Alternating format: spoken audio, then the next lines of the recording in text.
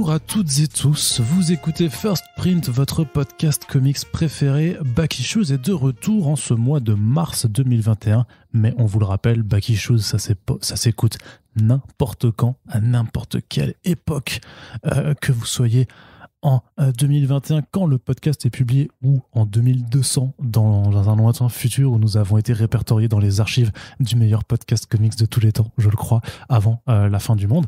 Vous pouvez découvrir des bonnes BD qui, on l'espère, sont toujours disponibles quel que soit le moment où vous nous écoutiez. Corentin est avec moi, bien entendu. Salut, ça va ? Ça va très bien. Oui, super. Tu as apprécié cette intro ? Magnifique. C'était pas mal. J'ai une main prise, mais sinon j'aurais applaudi à tout rompre. Le truc, c'est que si les murs auraient tremblé. C'est ça.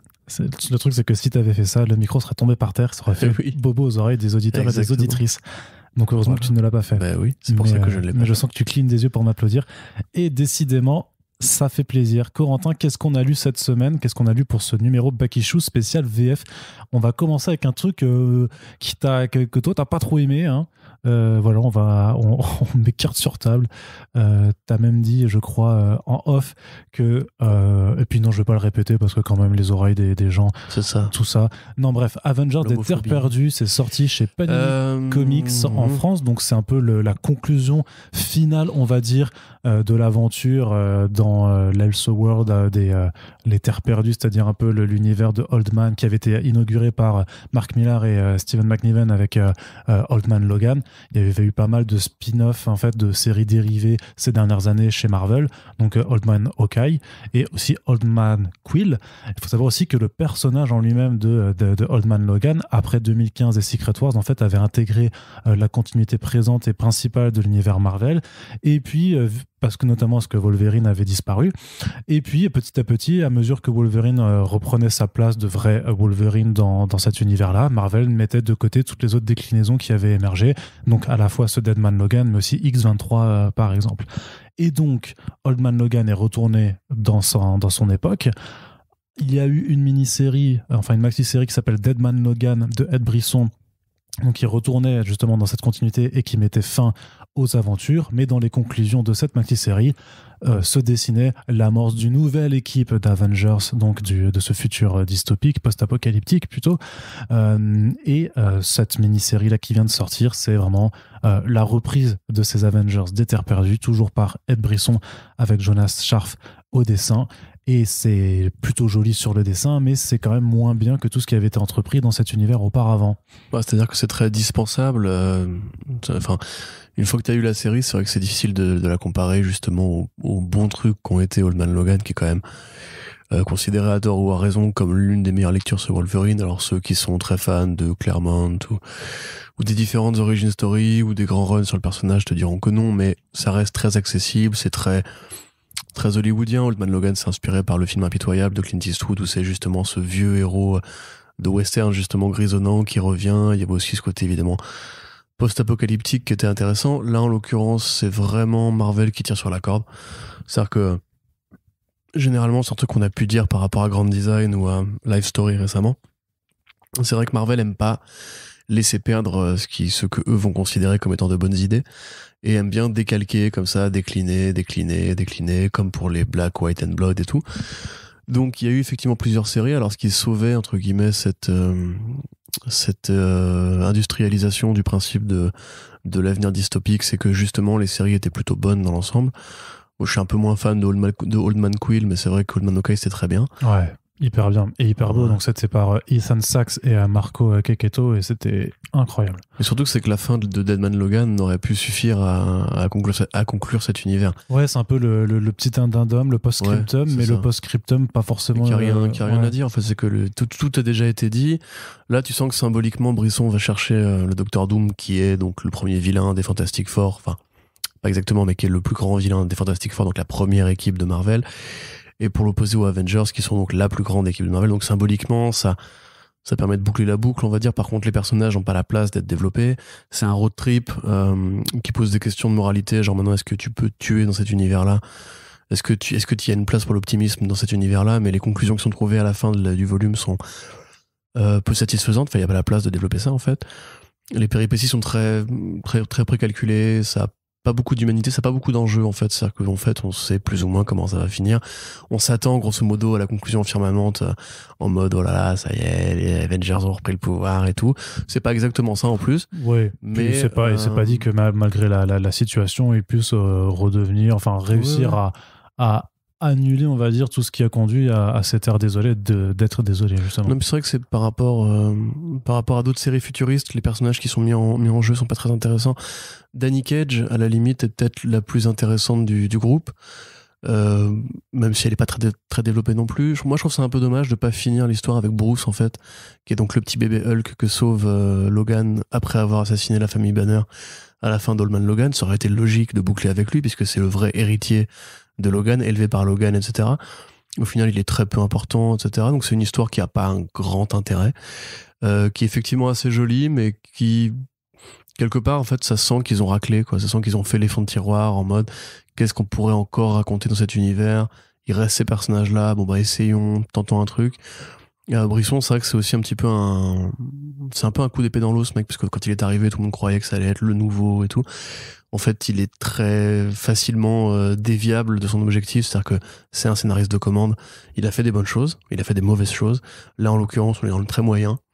Moi, je dirais que c'est pas vraiment utile de la lire. Faut vraiment être un gros baiser de l'univers Old Man. Et encore, dans ce cas-là, arrêtez-vous Old Man Logan, voire limite, ne lisez pas la série Wolverine, lisez juste Old Man Logan, Old Man Hawkeye, Old Man Quill. C'est très suffisant.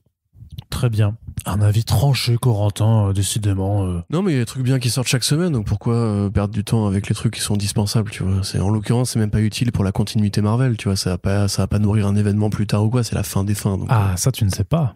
Si, je sais. Non, tu sais. Si, je sais. Ouais. Je le sais. La fin est suffisamment ouverte pour qu'on puisse y revenir quand même, tu vois. Sachant quand même que c'est même pas vraiment le vrai univers Oldman, parce que techniquement c'est une autre Terre parallèle qui est un copier-coller de la Terre parallèle originelle de l'univers Oldman qu'ils ont fait après avoir recréé le multivers en sortie de Secret Wars. Donc même ça au niveau canonicité, enfin les vrais fans hardcore, etc., quand tu lis le bouquin tu te dis ouais mais attends, lui normalement il est pas là et tout, donc il y a des facilités qui sont trouvées. Non, moi honnêtement j'avoue, à part pour les quelques démonstrations de bravoure de Scharf, j'ai pas vraiment kiffé. Et par rapport au chef-d'œuvre en tout cas moi j'avais adoré Old Man Logan à l'époque, je trouve que ça finit en queue de poisson. Ah oui, bah ça de toute façon tu t'arrives généralement pas trop à surpasser l'original. Bah je sais pas, t'avais l'Emir Sorrentino qui avait fait du Old Man Logan quand même. Ouais.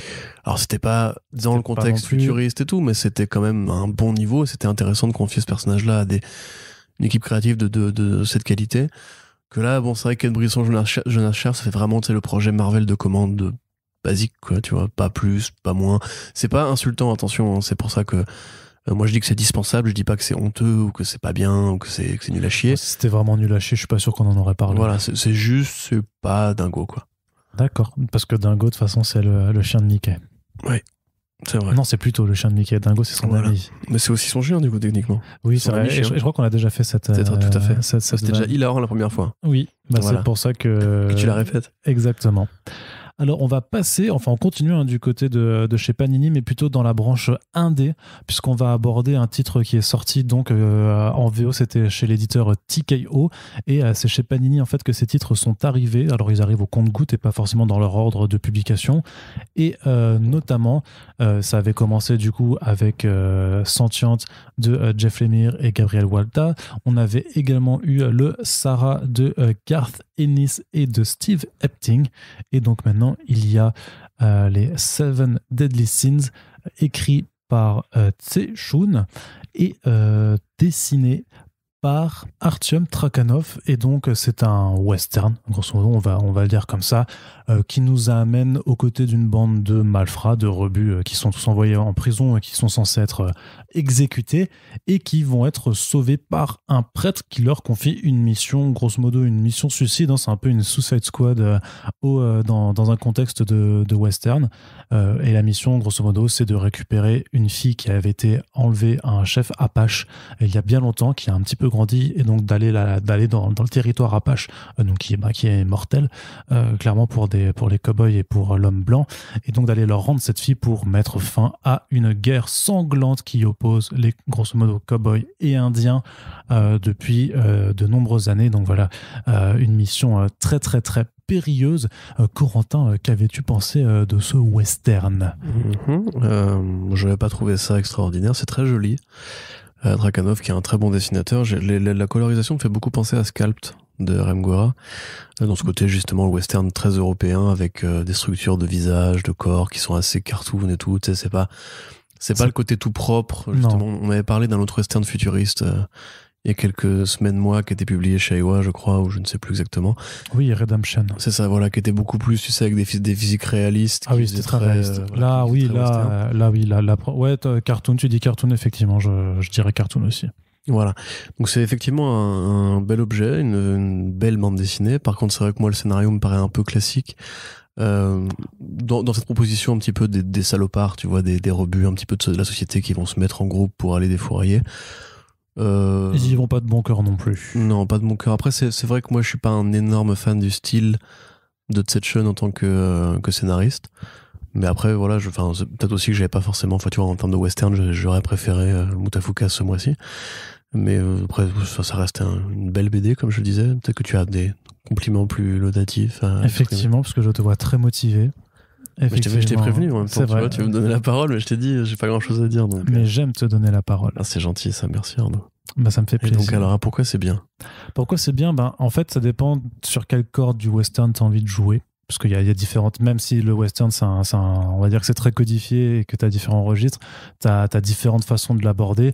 Là, en l'occurrence, ouais, on est vraiment dans la façon la plus brutale d'aborder la chose. C'est-à-dire qu'on est dans de l'affrontement entre des personnes présentées comme des pourritures à la base, mais qui ont, on va dire, eu toutes leurs raisons d'agir comme elles l'ont fait, qui abordent aussi un contexte vraiment...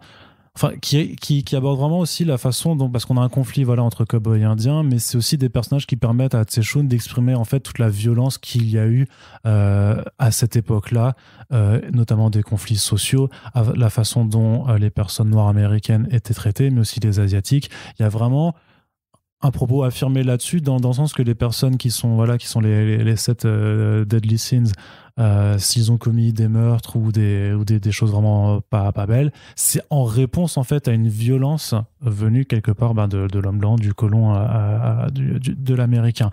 Et c'est plutôt intéressant, sachant que Tse-Shun est américain mais a des origines asiatiques, donc c'est assez intéressant de le voir adopter ses propos, surtout que peut-être que tu es moins fan que moi de son écriture.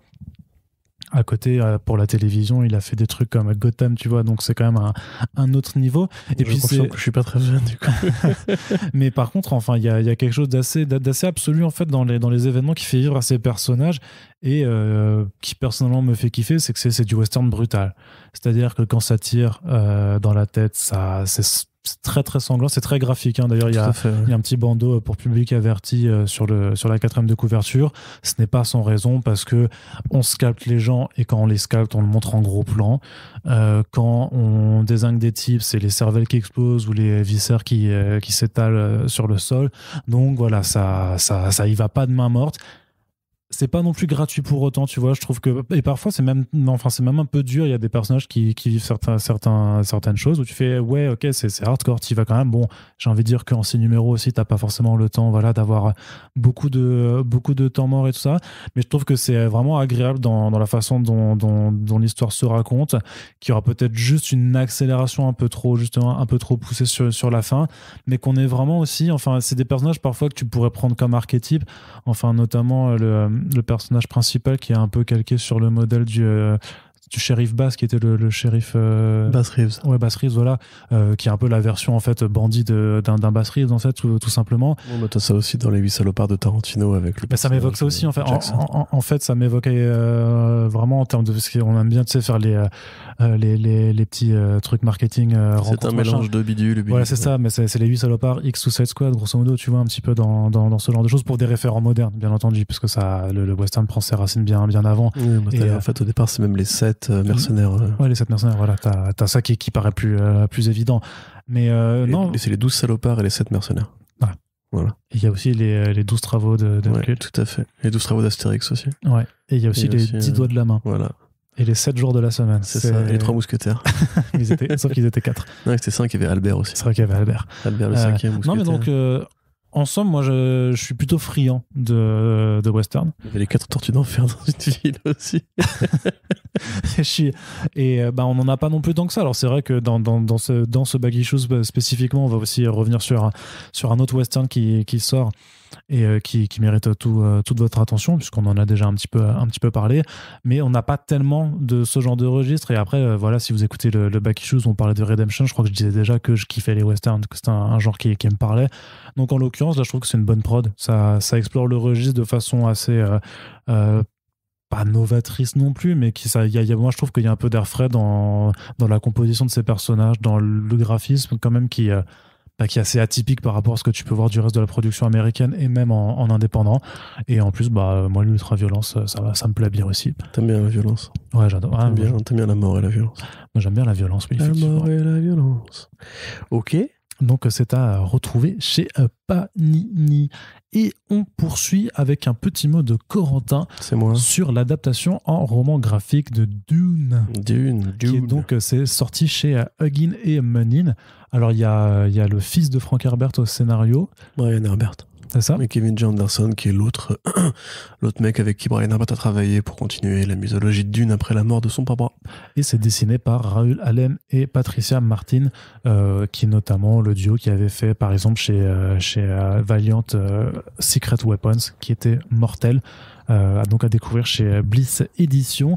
Donc forcément, un tel duo d'artistes réputés pour ses travaux, s'emparer d'un monument de la science-fiction, c'était plutôt alléchant, Corentin? Oui, c'est difficile en fait de juger ce genre de projet parce que ça dépend vraiment de est-ce que tu as déjà lu Dune, quelles images tu t'es fait en lisant Dune, tu sais. Il y a beaucoup de gens qui n'aiment pas par exemple l'adaptation qu'a fait Peter Jackson du Seigneur des Anneaux parce que justement les gens imaginaient d'autres situations, d'autres scènes, d'autres imaginaires. Moi, c'est vrai que je suis fan de Dune, enfin des romans Dune. Je trouve ça un peu sage, tu vois, parce que proportionnellement à justement ce qui avait été imaginé à une époque par Moebius, Salvador Dali, etc., pour faire le fameux film de Jodorowsky qui ne s'est jamais fait, même par rapport quelque part au film de David Lynch qui, quoi qu'il soit, un très mauvais film, et d'ailleurs j'ai toujours du mal à comprendre ceux qui ont envie de défendre ce projet alors que David Lynch lui-même trouve que c'est un très mauvais film et qu'il n'a pas du tout envie d'en reparler aujourd'hui, avait des propositions artistiques plus affirmées par rapport aux costumes, par rapport à l'esthétique générale. D'ailleurs c'est finalement assez fidèle malgré que ce soit pas très bien, et par rapport justement à ce qui s'amorce avec Denis Villeneuve où là il revient à une sorte de pureté de design très, très épurée. Là ça s'en rapproche un petit peu alors. Là c'est plus une sorte de croisement entre un imaginaire à la John Carter avec ce qui aurait pu donner Flash Gordon un jour, tu vois. Enfin c'est de la science-fiction pulp et rétro, ce qui correspond effectivement à l'époque à laquelle Herbert a écrit ses romans. Maintenant, ouais, moi je trouve que en fait, ils font bien rentrer le roman dans la bande dessinée, c'est-à-dire que c'est bien quadrillé, c'est bien découpé. Tu pourrais même croire, si justement le registre de parole était pas ce qu'il est, parce que c'est effectivement repris la traduction VF de Dune, hein. Donc c'est très empoulé, tu vois, comme truc. Enfin, c'est pas comme ça qu'on écrirait une BD. Tu vois, quand un traducteur de BD traduit une BD, normalement, il écrit pas des structures de phrases comme ça et tout. Donc là, tu sens qu'il voulait récupérer un petit peu la richesse littéraire du roman. Mais sinon à part ça vraiment oui ça a une gueule de BD, c'est à dire que c'est un mec qui aurait pu écrire cette BD spontanément sans que ce soit un roman à la base. Là c'est plutôt bien fichu. Par contre en tant que BD, c'est à dire qu'en tant qu'objet bande dessinée, si on déconnecte l'exercice d'adaptation, c'est une BD qui est bien, c'est une BD qui est sympathique, c'est une BD qui est agréable à lire, et même d'ailleurs pour ceux qui auraient envie de découvrir l'univers de Dune avant la sortie du film pour faire leur rattrapage, etc. Ça, par exemple, moi très bien. J'aurais pas le temps de lire le roman avant le film. Non, ça se lit vite. Non, j'aurais vraiment pas le temps. Donc, est-ce que tu me conseilles de lire le roman graphique? Oui et non. C'est vraiment. Si tu veux, l'univers de Dune, il est quand même conditionné à un truc, c'est l'épice. Tu vois, dans l'univers de Dune, donc c'est pour ceux qui ne voient pas, rapide résumé. Donc l'univers de Dune se passe des milliers d'années en avance dans le temps. Suite à une guerre avec la technologie des intelligences artificielles, les humains n'utilisent plus de robots intelligents. Et sont revenus à une forme de féodalité spatiale. C'est-à-dire que grosso modo, c'est comme dans le Moyen-Âge, vous avez des ducs, vous avez des barons, vous avez des terres, vous avez un empereur. Sauf que tout ça, évidemment, se joue à l'échelle de plusieurs planètes. Et pour permettre le voyage dans le temps, c'est un petit peu comme dans Warhammer 40 000 avec le Warp, il faut des navigateurs qui, justement, consomment un carburant particulier, qui est donc une épice, sécrétée par des vers géants d'une planète désertique qui s'appelle Arrakis. planète désertique qui a du coup inspiré plus tard Tatooine, voilà, qui est un peu la métaphore originelle justement de ce côté un petit peu poussiéreux. Mais quelque part, c'est aussi une sorte d'allégorie plutôt bien fichue justement par rapport à la conquête de l'Orient par les colons occidentaux. Même beaucoup de gens ont dit que Herbert avait un petit peu anticipé l'invasion des États-Unis, enfin l'invasion par les États-Unis des pays pétroliers comme l'Irak ou l'Afghanistan. Parce que c'est pareil, en fait, sur Arrakis, il y a un peuple de résistants qui ne veulent pas qu'en fait l'homme blanc, entre guillemets, vienne s'approprier leur épice, et que, grosso modo, les fédérations qui veulent coloniser Arrakis sont en fait l'équivalent de l'impérialisme américain de l'époque. Donc c'est vraiment très bien foutu, ça a énormément de niveaux de lecture. Jodorowsky le prenait plus comme une sorte d'allégorie fondamentale et philosophique sur la rébellion et la libération des esprits, parce que l'épice en fait te fait avoir des visions du futur, te permet de comprendre mieux ton rapport à l'univers, ton rapport au monde et tout. Et comme beaucoup justement de séries de science-fiction de cette époque-là, c'est fédéré autour d'un héros qui s'appelle Paul Atreides, ou Paul Atreides, qui est donc le fils du duc Leto, donc c'est un noble, et qui serait le héros d'une prophétie édictée par le Bene Gesserit, qui est une sorte de corps religieux qui, justement, grâce à l'épice, mais pas que, arrive à voir dans le futur. Et eux, en fait, si tu veux, ils espèrent que Paul, donc, deviendra le Messie qui renversera l'empereur et prendra, du coup, la gestion de l'univers sous sa coupe.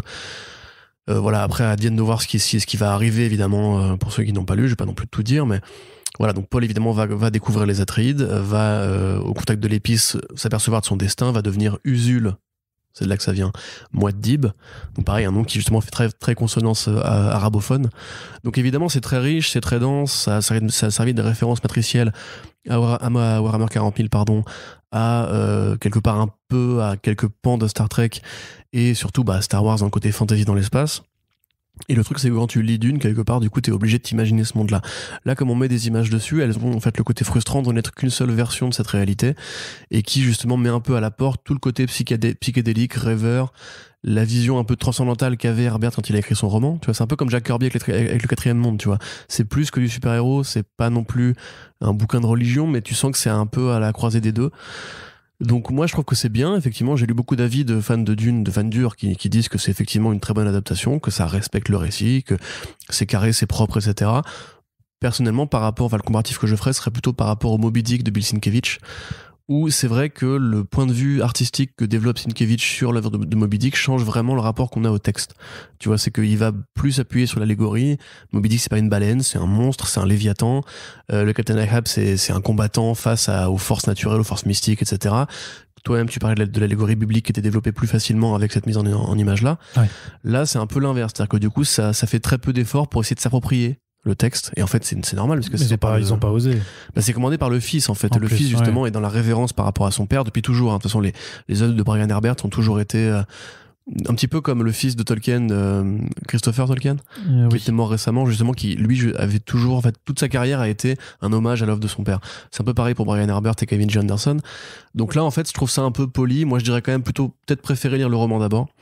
Et pour ceux qui l'ont déjà fait, qui auraient envie de le redécouvrir avec cette patte graphique en plus, ou qui sont fans de BD, je pense qu'il y a beaucoup de fans de Dune qui sont des fans de BD de toute façon. Oui, c'est intéressant, ouais. Carrément. Okay. Très bien. Et donc, c'est à retrouver chez la maison Huggin et Munin. Alors l'album sera en plusieurs tomes, hein, c'est juste le premier. Oui, j'ai oublié de le dire. L'album en fait comprend une partie du premier roman. D'accord. Mais pas tout. Oui, parce qu'il y aura, c'est marqué livre 1, donc il y aura forcément un livre 2, donc c'est disponible pour la somme. C'est en 3 tomes normalement aux États-Unis en tout cas. Ouais, c'est 22 €. Et on vous rappelle que dans les back issues, quelle que soit l'œuvre que l'on aborde, vous avez des liens de commande dans la description. Et si vous passez chez ce libraire Comic Zone que l'on salue, eh bien ça nous filera aussi un petit coup de pouce. Et on continue, Corentin, sans temps mort, c'est incroyable. Qu'est-ce qui se passe pour vous faire un petit détour du côté d'une œuvre jeunesse, mais pas tant que ça en fait, puisque ça s'appelle Wild's End, qui est sorti il n'y a pas longtemps chez Kinaï Éditions. Une maison dont on vous a déjà parlé, notamment avec le lancement de la collection Punch, qui est spécialisée généralement dans les titres jeunesse. Et là, on est avec Wild's End, en fait, chez un titre qui est sorti chez Boom Studios à la base. Donc Boom Studios, l'éditeur indépendant maintenant qui est en train vraiment de grimper avec beaucoup de grosses équipes créatives. Mais là, c'était sorti en fait en 2014-2015 de mémoire, donc c'était un petit peu avant que ça commence à vraiment prendre autant d'ampleur. Et pourtant, il y a déjà une équipe créative plutôt séduisante, puisqu'on a Dan Abnett au scénario, qui a quand même fait entre autres beaucoup de SF et qui a œuvré à créer l'équipe aujourd'hui populaire des Gardiens de la Galaxie. Et on a ING, donc ING Culbard, ou Ian Culbard, notamment lui aussi très connu avec ses travaux de SF, notamment l'adaptation des Montagnes Hallucinées de Lovecraft, que vous pouvez retrouver chez Achilleos, par ailleurs. Et je l'ai lu et ça déchire. Yes. Et entre autres, les deux se réunissent pour faire en fait une adaptation, enfin plutôt une sorte de revisite, en fait, de visite un peu du récit La Guerre des Mondes de H.G. Wells, avec des animaux qui parlent, donc façon Black Sad, Mouse Guard, ce que vous voulez. Peut-être plus Mouse Guard ou pour le côté mignon. C'est moins film noir que Black Sad. Ouais. Donc avec un côté un petit peu mignon. Donc grosso modo, en fait, on suit tout simplement, on est dans la ville. Alors la ville de Church, de Lower Crowchurch, voilà, où en fait donc il y a un dog allemand qui vient de s'installer, qui est un vétéran de guerre très taciturne, très peu loquace, et que l'on convie, puisque voilà, il est nouvel habitant de ce village, à venir organiser un peu la prochaine fête du village, tout simplement, les festivités, tout ça. Arrive alors un renard qui est connu pour être le gros ivrogne du coin, qui leur fait « Ouais les gars, je me baladais avec mon pote l'autre soir, et puis là, paf, on a vu des lumières, et mon pote, il a disparu, il s'est fait cramer la gueule, et il est mort. » Et donc là, tout le monde lui dit « Arrête tes conneries, t'es con. » Arrête de picoler, José. Exactement, alors il s'appelle pas José, mais c'est un peu ce qu'ils lui disent. Sauf que notre ami, lui, commence à le croire, puis ils partent explorer la forêt, et puis là, ils vont tomber avec d'abord un petit vaisseau qui émet également effectivement un rayon de lumière qui bute qui tue sur place ou qui fout le feu aux baraques, et puis arrive ensuite, comme dans le roman célèbre de Wells, des vaisseaux gigantesques, des tripodes, sauf que là ils ont alors c'est pas des tripodes parce qu'ils ont plusieurs bras mécaniques pour se déplacer, mais ce sont de gigantesques lampadaires. Faut-il y voir une forme d'allégorie entre on va dire l'urbanisme qui s'en prend à la campagne? Je le crois volontiers. Je trouve que c'est plutôt amusant d'avoir quand même ce village très très reculé dans l'Angleterre. Voilà, ils sont tous très tranquilles à faire leur petite vie, et de voir que voilà, t'as des gros lampadaires qui arrivent sur leur gueule. Je trouve que c'est vraiment un peu ce genre de truc. Surtout vu le contexte, c'était quand même la révolution industrielle avait déjà bien démarré, mais je trouve que c'est plutôt assez amusant de le voir comme ça. Et surtout, c'est vachement bien mené. Pour un titre jeunesse, je trouve que même que par moments c'était un peu sec sur certaines scènes où je me dis que on est sur. Alors je sais pas, voilà, lui il est dans une collection qui s'appelle Fresh Kids, qui je crois est pas celle qui est destinée aux tout petits. C'est pas pour les lecteurs de mini-images, c'est pour ceux qui sont un peu plus âgés, donc plus du 10-13 ans clairement que du 6-8 ans on va dire. Et par contre, alors il y a un truc qui est trop marrant, c'est vu que Abnett il est anglais aussi. Il est anglais comme ses personnages, et ils ont une façon de s'exprimer et qui est magnifiquement bien retranscrite en fait par le traducteur. Ils ont vraiment cette façon de s'exprimer très très c'est vraiment l'imaginaire british élégant, un peu prout, tu vois. Moi ce que j'avais mis j'avais fait une critique écrite où je disais que c'était dandy, tu vois. Ils sont tous un petit peu guindé. Ouais, c'est ça. Ils parlent bien, tout ça, et c'est vraiment très rigolo parce que putain d'anglais quoi, franchement. Non, mais en fait quand tu les lis en français, t'as vraiment l'impression de les entendre parler un petit peu avec un accent anglais. C'est très Duchesse et les chatons dans les Aristochats. Vraiment cette imagerie là, tu vois. Okay. C'est exactement ça. C'est un peu La Guerre des Mondes et les Aristochats quelque part cette BD. Et non, mais par contre voilà, t'as des personnages qui sont marrants. Ils ont tous leur travers, et ça prend un petit peu à l'envers les codes qu'on associe parfois aux animaux, notamment le fait que par exemple le renard a rien de rusé cette fois-ci, là c'est un bourrin ivrogne, que le cochon n'a pas un rôle négatif ici par exemple, tu vois. Donc ça joue un peu sur les codes des caractères qu'on associe aux animaux. Et puis il y a le personnage notamment d'une écrivaine, donc un chat qui est écrivaine, qui est complètement névrosé, qui fume et qui picole à tout bout de champ pour c'est un vrai chat, voilà. pour oublier en fait les chats pouvaient picoler. Voilà, pour oublier ses névroses. Donc voilà, les personnages fonctionnent très bien entre eux. Ian Culbard, le style, c'est pas ultra détaillé, mais il y a vraiment une ambiance. Enfin, non, c'est de la ligne claire. Ouais, c'est c'est de la ligne claire. Et ça a un charme qui est assez indéniable, très prenant. Donc il y aura 3 tomes en tout, vu que ça suit vraiment la parution. Ça n'a pas super bien forcément marché, je pense, chez Boom, parce que ça avait commencé, les 6 premiers numéros étaient sortis en single, et après ça s'était poursuivi directement en album. Donc je sais pas si en termes de marché, ça s'est pas si bien vendu dans ce format-là, mais là du coup vous l'avez directement en album, donc ça coûte 16,50€ pour le prix que ça, c'est vraiment honnête. Enfin moi je trouve que c'est vraiment une lecture tout à fait agréable qui permet juste d'en placer une nouvelle fois un petit mot sur Kinaï Édition, qui a quand même un catalogue avec plein d'offres comme ça très qualitatives, sur lesquels une majorité du lectorat comics, vraiment, je pense, passe un petit peu à côté, vu que c'est plus généralement rangé au rayon jeunesse, et vu que c'est du soupe et que c'est pas le format majoritaire, j'imagine que voilà, tout le monde n'y prête pas forcément attention. Mais en tout cas, je vous le recommande fortement. Corentin, un petit mot en plus ? Non. Très bien. Alors, on va pouvoir passer... C'était très intéressant, j'abonde dans ton sens. Et mais si, quand même, vraiment, lisez Les Montagnes hallucinées de Colba. Aussi. Vraiment, c'est super bien. Oui. Pour le coup, par rapport au côté de adapter le roman et tout, moi qui n'ai pas lu justement le roman de Lovecraft. Tu me déçois. Mais je veux pas tout lire. C'est plus toi l'expert de Lovecraft. Ouais, je suis pas si expert. Oh, quand même. Moi, un petit peu. Aussi. Je suis pas le plus expert, mais. Non, mais du coup, j'aime bien La Guerre des Mondes, donc ce serait une lecture intéressante. Yes, je te le recommande clairement. On va retourner du côté du western. Aujourd'hui, ça va être très western. Encore des Amérindiens, d'ailleurs. En fait, c'est très western et science-fiction. Je m'aperçois aujourd'hui dans le programme. On est des vrais gros geeks. Hein. Ouais. Ah là là. En plus, ça parle de comics, quoi, t'imagines. Entre mecs. Fatigant. Barbu de 30 ans. C'est ça. Blanc. Vraiment le stéréotype. Ouais, c'est ça. Vraiment le gros stéréotype ouais. Bah écoute. Alors, Mutafukaz. 1886, numéro 2. Oui. Qui est sorti aujourd'hui à l'heure où on a posté le podcast. Oui, c'est toujours monsieur Guillaume Renard au scénario et monsieur Simon Hutt au dessin. Alors là, ça... Donc Run et Simon Hutt, oui, non, mais les gens savent qui est Run, j'ai pas besoin. Bref.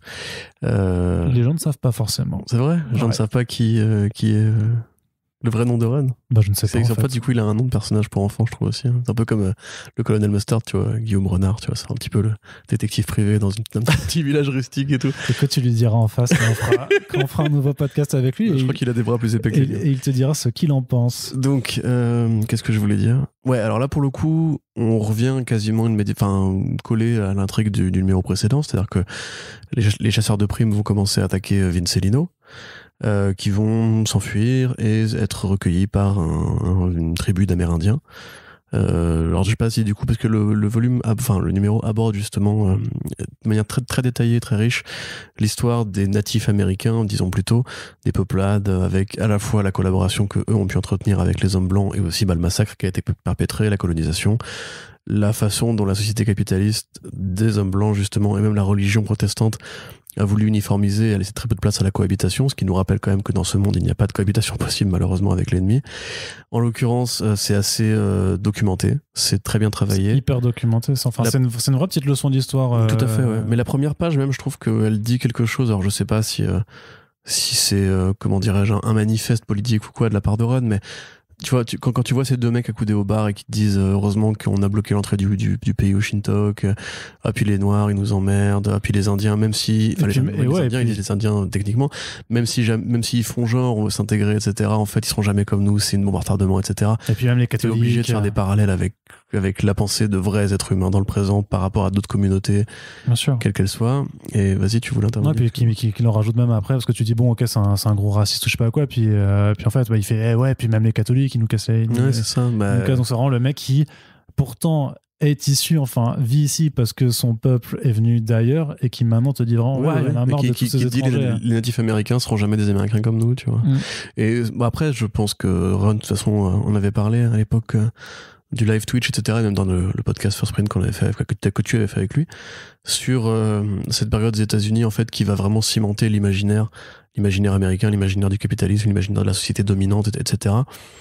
quelque part, à mon avis, c'est aussi pour instiller l'idée que le racisme a toujours fait partie des États-Unis, comme on en avait déjà pu en parler dans un autre podcast par rapport au Chinese Exclusion Act, en fait, où déjà à l'époque, l'idée de, oui, qui est mentionné aussi, ouais, l'idée justement que cette terre d'opportunité qui est ouverte à ceux qui veulent se réinventer et tenter leur chance, en fait, a toujours été un mensonge depuis le début, puisque justement, c'est les mecs qui ont arraché leur peuple à un truc. Il y a un vrai propos par rapport au côté l'histoire est écrite par les vainqueurs, le fait que cette communauté particulière, enfin ce peuple entier en fait a été quasiment réduit à néant et en train vraiment de s'éteindre aujourd'hui. Enfin, je sais plus si je l'avais déjà dit dans un podcast, mais aujourd'hui, par exemple, il y a une des tribus justement qui reste en fait où le langage est en train de disparaître parce que c'est une tradition orale et que ceux qui parlent encore la langue sont en train de mourir et n'ont pas pensé à consigner leur truc. Donc c'est carrément l'homme blanc a carrément effacé une culture de l'histoire, des livres d'histoire, des livres de dialectes culturels, etc. Enfin, oui, puis après tout le phénomène, on va dire, de la colonisation des Amériques, oui, c'est bien ça. sûr, Hein. Bien sûr.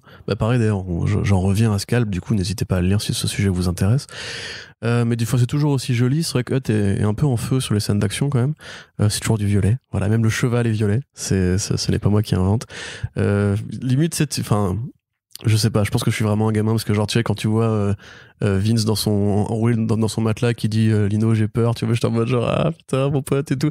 Et puis le petit burrito qui disparaît dans le fond. T'es en mode ça fait mal quand même un peu, tu vois. Ouais. Mais bon après voilà, je prends ça au premier degré, mais c'est quand même vraiment voilà un truc qui est super bien fait, qui te montre les a priori justement culturels que même Lino et Vince ont par rapport aux Amérindiens, qui te pose des questions par rapport à leur origine à tous les deux, au fait que ils ressemblent à rien, tu vois, c'est grosse tête alien et tête en feu, crâne de feu, tu vois, qui pareil du coup évoque aussi peut-être l'origine même dans laquelle a été épuisé Ron pour créer ce personnage-là, qui t'évoque forcément les mythes pré-colonisation justement, tu sais, des esprits, etc.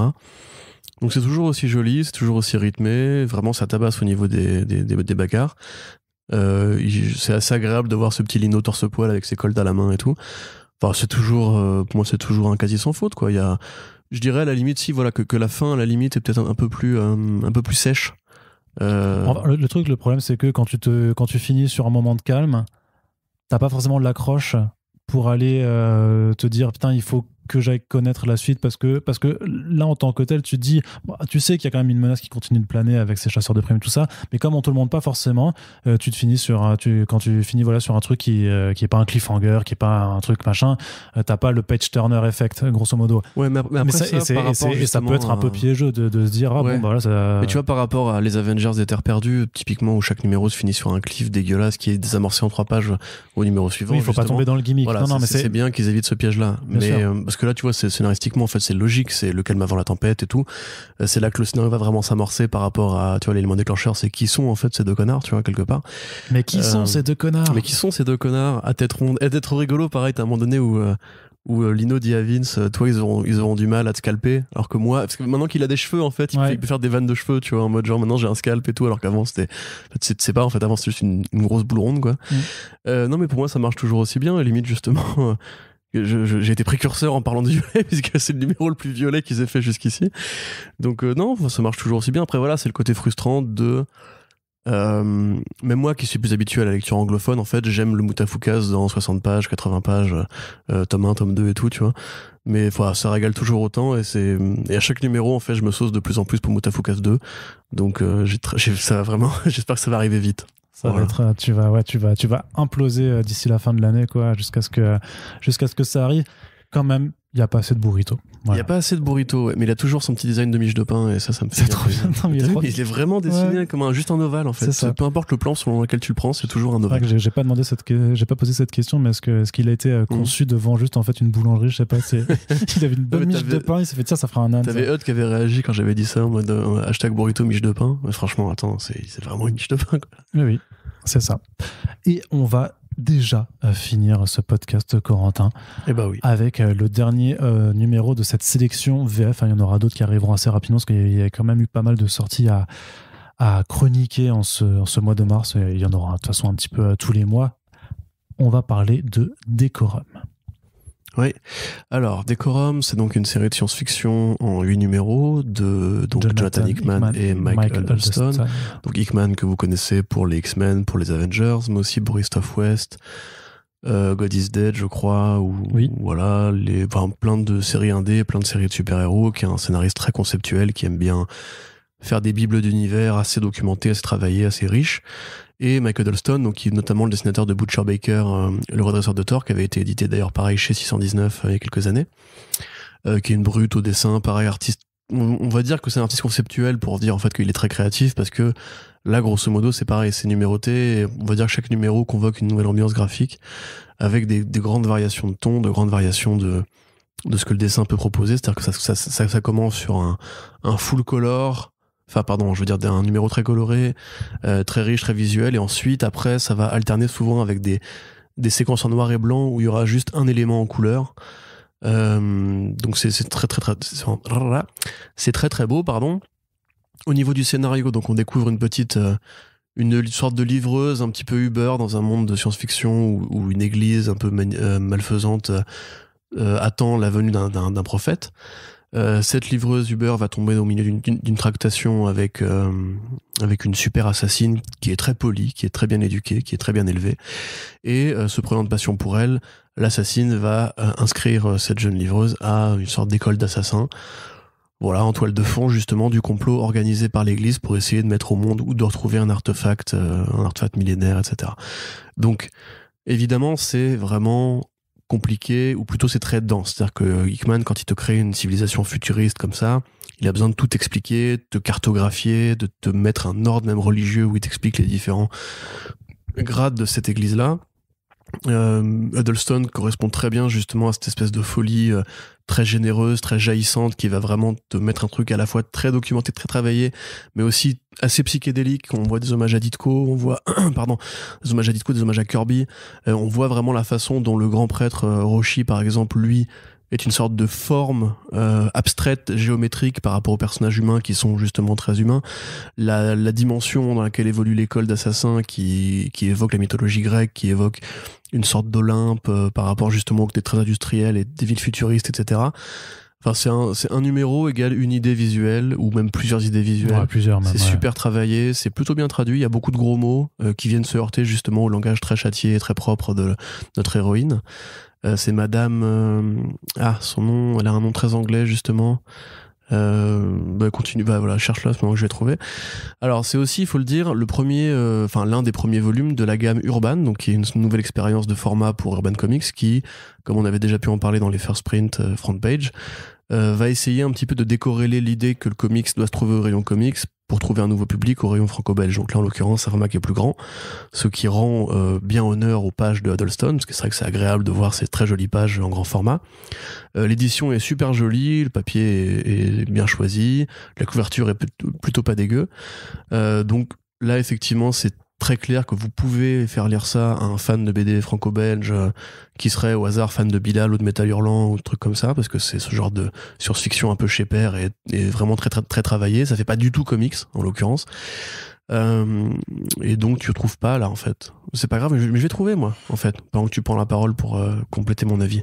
Je te rejoins grosso modo. T'as quand même deux pans d'histoire, si tu veux, qui arrivent à se mêler dans cet univers. Donc avec cette histoire d'une part d'école d'assassins, puis un peu ce propos, on va dire, sur un empire colonial galactique qui réussit à servir des mondes à la fois en les chassant, puis aussi en asservissant leur population. En fait, grosso modo, c'est le pitch du début, donc c'est pas un spoil, mais grosso modo, on t'explique que quand même ils ont réussi à mettre au point un virus que lorsque tu le contractes, en fait, si tu veux t'en sortir, faut que tu demandes un contrat à un organisme qui va te cryogéniser, sachant que ta famille doit ensuite cotiser pour pouvoir rembourser jusqu'à ce que le traitement puisse être trouvé.